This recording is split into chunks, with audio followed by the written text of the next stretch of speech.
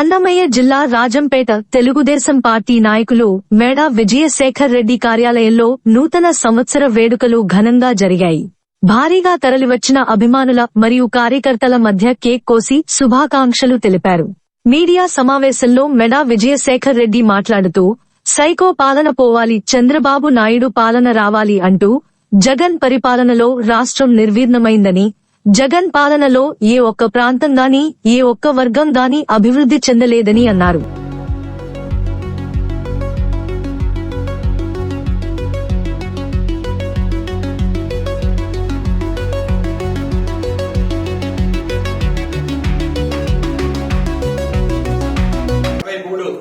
సంవత్సరం దాటుకుని 2024లోకి అడుగు పెడుతున్న శుభ సందర్భంగా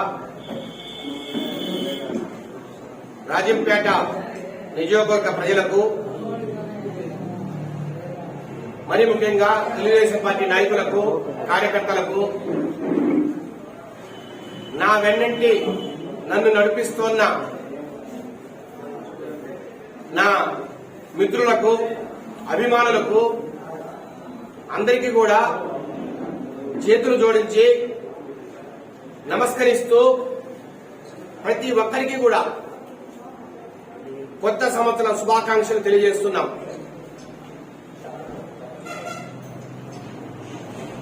రెండు 2022 కానీ 23 కానీ రాజంపేటకు చాలా అన్యాయం జరిగింది. గత 2 సంవత్సరాల్లో ఏ అన్యాయం అయితే జరిగిందో, ఏ అరాచకం అయితే రాజంపేటలో ప్రబలిందో, ఎటువంటి ఇబ్బందులైతే రాజంపేట ప్రజలు చూశారో వాటన్నిటిని కూడా సరిదిద్దాలనే తాపత్రయం, వాటన్నిటి నుంచి బయటపడి రాజంపేట ప్రజలు సంతోషంగా, సుఖశాంతులతో, శుభప్రదంగా, మరింత అభివృద్ధితో, అన్యాయాలను దాటుకుని రాజంపేటకు మంచి భవిష్యత్తు ఉండాలని కూడా ఆ దేవదేవుడైన శ్రీ వెంకటేశ్వర స్వామిని మనసా వాచ కోరుకుంటున్నాం. ప్రతి ఒక్కరికి కూడా శుభాకాంక్షలు తెలియజేస్తున్నాం. అట్లాగే తెలుగుదేశం పార్టీ జాతీయ అధ్యక్షులు తన కనుసనలతో ఈ దేశ రాజకీయాన్ని 2 దశాబ్దాల పాటు శాసించిన మహానేత, ఈ రాష్ట్రంలోనే కాదు, దేశంలోనే కాదు, ప్రపంచవ్యాప్తంగా రాజకీయ మేధావుల్లో ఒకరైన శ్రీ నారా చంద్రబాబు నాయుడు గారికి యువగలంతో తన సత్తా చాటి ఈరోజు భావి ఆంధ్రప్రదేశ్ ముఖ్యమంత్రిగా కీర్తించబడుతున్న శ్రీ నారా లోకేష్ గారికి, అట్లాగే మన జిల్లా తెలుగుదేశం పార్టీ నాయకులందరికీ పేరు పేరున ప్రతి ఒక్కరికి కూడా నూతన సంవత్సర శుభాకాంక్షలు తెలియజేస్తున్నాం.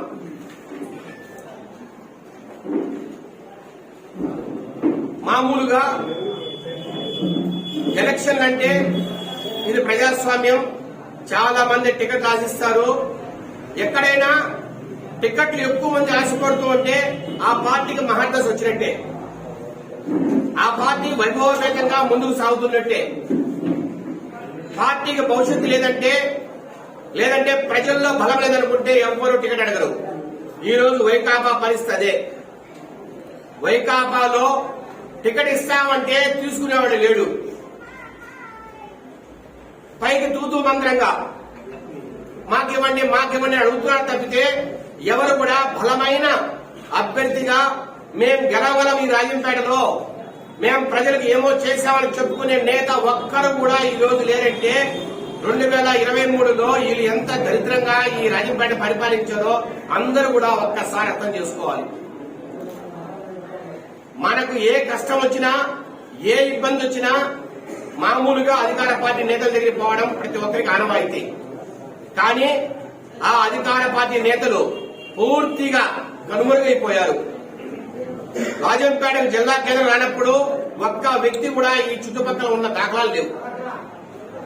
అట్లాగే వరదలు భీకరంగా వచ్చి ప్రజల ప్రాణాలు పోయి ఈ రోజు వరకు పునరావాసం కల్పించలేని పరిస్థితుల్లో కూడా ఏ ఒక్కరు కూడా ఆ పక్క తొంగి చూసే పరిస్థితి లేదు. కాబట్టే మేము ఓడిపోతున్నాం, మాకు నిష్కృతి లేదు, గెలిచే సత్తా లేదని అందరికీ తెలుసు. అందువల్ల ఎవరూ పరిగెట్టట్లే. ఇప్పుడు ఒక మహానేత కొండకు ఆపకరించి దిగాడు, నాకు టికెట్ ఏంటి, నాకు టికెట్ ఏంటి వైకాపాలో. ఇక్కడ ఒకరో ఇద్దరు కృష్ణులు అయితే ఉన్నారు, ఇంకా మూడో కృష్ణుడు కూడా రాజంపేటలో లేచున్నాడు. ఇప్పుడు నాలుగో కృష్ణుడు కొండకు ఆపరించి వచ్చాడు. ఏమి వరగబెట్టారని మీకు టికెట్ ఇవ్వాలా? ఏమి వరగబెట్టారని మీకు రాజంపేట ప్రజలు ఓట్లు వేయాలా? ఒక ఆయనేమో ఎస్టేట్ లో కూర్చొని కథలు చెప్తాడు, ఒక ఆయనేమో భవన్ లో కూర్చొని కథలు చెప్తాడు, ఒక ఆయనేమో హైదరాబాద్ బెంగళూరు తిరుగుతూ కథలు చెప్తాడు. ఏ రోజైనా మీరు రాజంపేట ప్రజల దగ్గరికి వచ్చారా? ఎంతసేపు నలుగురు బాకాకాలను ఎండబెట్టుకోవడం, అధికారులను బెదిరించడం. నాకు అర్థంగా అడుగుతున్నా, ఈ రోజు ప్రొద్దున నేను ఒక ఫోటో చూశా. పోలీస్ అధికారులతో సహా రెవెన్యూ అధికారుల దగ్గర నుంచి అందరూ కూడా వీళ్ళ ఇళ్లకు పోయి వీళ్ళకి శుభాకాంక్షలు చెప్పాల్సిన పరిస్థితి ఉందా? అది ఆనవాయితీనేనా? ఏ అధికారైనా ఏ నాయకుడి దగ్గరికైనా పోయి శుభాకాంక్షలు చెప్పడం అనేది న్యాయమా? అంటే వీరు అధికారులను ఎంత దారుణంగా ఇబ్బంది పెడుతున్నారో, ఎంత దారుణంగా ప్రలోభ పెడుతున్నారో, ఏ రకంగా అధికారాలు వాడుకుంటున్నారో ఇది ఒక్కసారి ప్రజలంతా గమనించాలా. ఏ భవన్ చూసినా, ఏ ఎస్టేట్ చూసినా ఇంకొక ఆయన అంటాడు, నేను ఫలానా ఆయన డాన్ బాస్కో మా మామ, ఆయన అల్లుడిని నేనే వస్తున్నా రాజంపేటకు అంటాడు. ఏం సార్, ఈ రాజంపేటకు అన్యాయం జరిగి ఉద్యమాలు జరిగినప్పుడు అంతా మీరు ఎక్కడున్నారు సార్? ఎక్కడికి పోయి మీరు పనుకొని నిద్రపోయారు సార్ అని అడుగుతున్నా నేను. రాజంపేటకు అంత ఘోరమైన విపత్తు వచ్చినప్పుడు ఎంత డబ్బులు ఖర్చు పెట్టి ప్రజలకు సేవ చేశారు సార్? లేదంటే మెడికల్ కాలేజీ, మీ సొంత బావగారు మెడికల్ కాలేజీని మదనపల్లికి తీసుకుపోయినప్పుడు మీరు ఎక్కడున్నారు సార్ అని అడుగుతున్నా నేను. ఈ రోజు టికెట్ కావాలని పరిగెత్తుకుంటూ వస్తున్నారు. ఎక్కడ ఓటింగ్ దొరికితే ఆ ఓటింగ్ అందరికి పేపర్ బ్యానర్లు వేసుకుంటారు, మాకు టికెటో అని ప్రతి ఒక్కరికి ఫోన్ చేసి నసపెట్టడం. ప్రజలలో తిరిగితే ప్రజల స్పందన మీరు చూస్తే అప్పుడు మీకు అర్థం అవుతుంది ప్రజలు మిమ్మల్ని కోరుకుంటున్నారా, మీకు ఓట్లేస్తారా అని. నలుగురు లీడర్లను చుట్టుపక్కల పెట్టుకొని మీకేదో పనులు చేస్తాం, మా మామ పెద్ద డాన్ బాస్కో ఈ రాష్ట్రంలో అని చెప్పి మాట్లాడుకోవడం తప్పితే మీరు ఏ రోజైనా ప్రజల్లోకి వచ్చి మాట్లాడారా? నేను స్పష్టంగా అడుగుతున్నా. ఈ రోజు ప్రజలకు ఇబ్బంది కలిగినప్పుడు ఏ రోజైనా మీరు రాజంపేటలో ఉండి రాజంపేట ప్రజలను మాట్లాడారా? వాళ్ళ కనీస అవసరాలు మీరు చూసారా? కనీస ఇబ్బందులు మీరు గమనించారా? ఏ ముఖం పెట్టుకుని ఈ రోజు మీకు టికెట్ వస్తుందని మీరు ప్రతి ఒక్కరితో మాట్లాడుతున్నారు? అట్లాగే ఈ రోజు మేమిద్దరం రెండు కళ్ళం, ఒక ఆయన ఒక పక్క, ఇంకొక ఆయన ఇంకొక పక్క అని చెప్పుకుంటారు ఇద్దరు రాజంపేటలో వైకాపాకు. రాజంపేటకు వీళ్ళు ఏదో చించి పొడి చేసినట్టు, రాజంపేట కోసమే వీళ్ళు పుట్టినట్టు ఇద్దరు మాట్లాడతారు. వీళ్ళ మధ్యలో గలాటాలు ఉంటే ఏ నాయకుడు ఎవరింటికి పోకూడదు. వీళ్ళ మధ్యలో మనస్పర్ధలు ఉంటే ఈ పక్క నాయకు ఆ పక్కలో కలవకూడదు, ఆ పక్క నాయకు ఈ పక్కలో కలవకూడదు. కానీ వీళ్ళిద్దరూ బాగుంటే మాత్రం వాళ్ళ అందరూ ఒకటైపోవాలి. వీళ్ళు ఇలా కుమ్ములాటం తయారు చేసి అందరినీ కొట్టుకోమని చెప్పి ఈ రాజంపేట భ్రష్టు పట్టించిన మాట వాస్తవం కాదా? మీలో మీ కుమ్ములాట్లు ఎక్కువై వైకాపా నాయకుల్లో కుమ్ములాట్లు ఎక్కువ అవడం వల్లే ఒకరి మీద ఒకరి పంతానికి పోయి రాజంపేటకు జిల్లా కేంద్రాన్ని ఎన్నిక పంపడం వాస్తవం కాదా?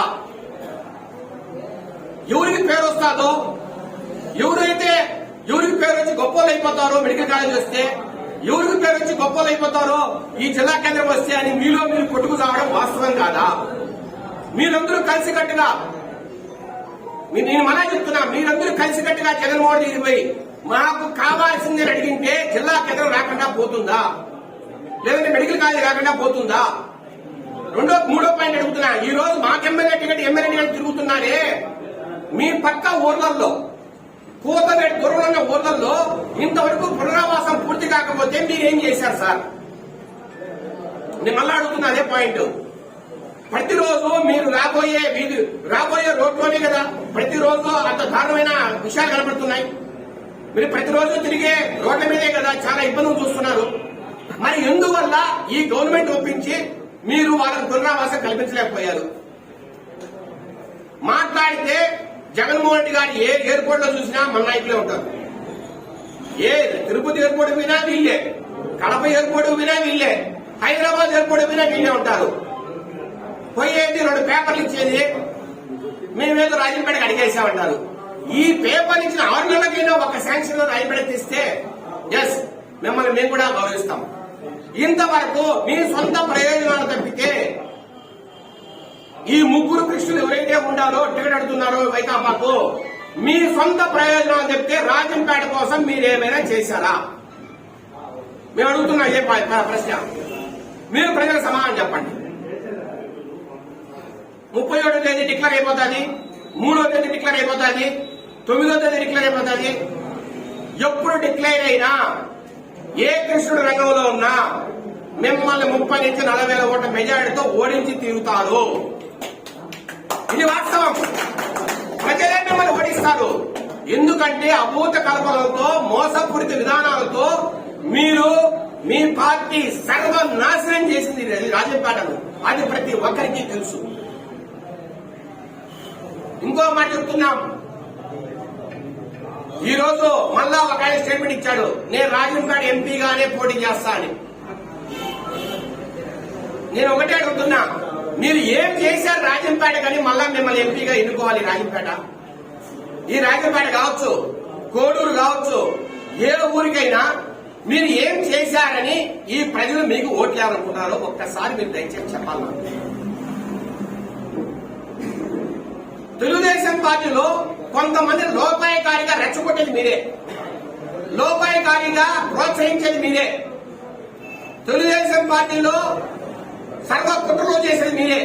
ఎందుకంటే తెలుగుదేశం పార్టీలో కుట్రలు చేసి తెలుగుదేశం అభ్యర్థుల లిస్టులో ఉన్న కొంతమంది లోవర్చుకుని మీకు ఎవరికైతే టికెట్ వస్తే మీరు గెలవగలరో అలాంటి వ్యక్తులు టికెట్ రప్పించాలనేది మీ ఉద్దేశం కాదా? నేను ఒకటే అడుగుతున్నా, జాతీయ నేత అయిన నారా చంద్రబాబు నాయుడు గారు దేశాల్లో రాజకీయాలు చూపించినోడు, రాష్ట్ర రాజకీయాన్ని అవకాశం పట్టినోడు, మీకు అంత ఈజీగా దొరికితే మీరు చెప్పినట్టు కలలుగానే పరిస్థితి ఉంటది. ఇక్కడ చంద్రబాబు నాయుడు గారు అందరి జాతకాలు చంద్రబాబు నాయుడు గారి దగ్గర ఉన్నాయి. ఎవరికి టికెట్ ఇస్తే గెలుస్తారో ఆయన బాగా తెలుసు. రాజంపేటే కాదు, ఈ అన్నమయ్య జిల్లాలో ఎక్కడెక్కడ ఎవరికి టికెట్ ఇస్తే తెలుగుదేశం పార్టీ వైభవపేతంగా ఉంటుందో అది ప్రతి విషయం కూడా చంద్రబాబు నాయుడు గారికి స్పష్టంగా తెలుసు. ఈ రోజు ఆంధ్రప్రభ పేపర్లో చూశాను, కొంత దారుణమైన పరిస్థితి చూశాను. వైకాపా నాయకులు తెలుగుదేశం నాయకులతో కుమ్మక్కయ్యే పరిస్థితి ఉందని ఈ రోజు పేపర్లో చదివితే నిజంగా బాధేస్తున్నారు. ఇలాంటి పరిస్థితిని ఖచ్చితంగా ఎదుర్కొంటాం. తెలుగుదేశం పార్టీ కోసం, నారా చంద్రబాబు నాయుడు గారి కోసం అవసరమైతే గొంతు కోసుకోవడానికి సిద్ధపడతామని కూడా ఈ సందర్భంగా తెలియజేస్తున్నా. It is on record. భయపడేది లేదు, ఎనికి తగ్గేది లేదు. ఇది కొత్త సంవత్సరం రెజల్యూషన్. పోలీసు కేసులు పెట్టినా, పోలీసులతో కొట్టించిన, మమ్మల్ని పూర్తిగా ఇబ్బందులు పెట్టిన, చివరికి మా పీక నలిమి చంపడానికి సిద్ధపడినా తెలుగుదేశం పార్టీ కోసమే పనిచేస్తాం. తెలుగుదేశం అభ్యర్థిని గెలిపించుకుంటాం.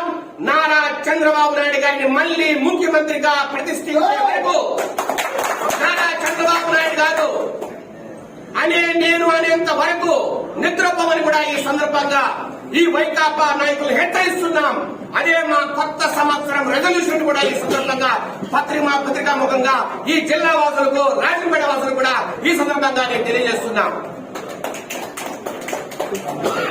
మరొక్కసారి చెప్తున్నాం, తెలుగుదేశం పార్టీలో 10 మంది టికెట్ అడగచ్చు.